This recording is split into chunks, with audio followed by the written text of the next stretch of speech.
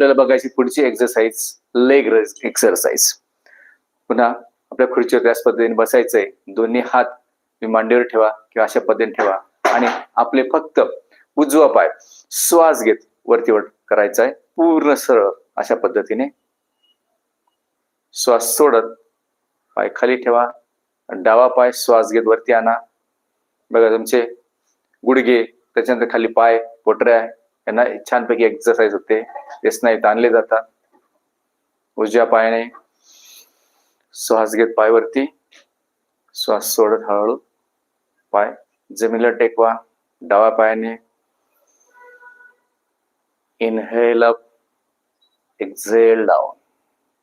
Inhale up, थोडा त्या स्थितीत थांबा. Exhale down.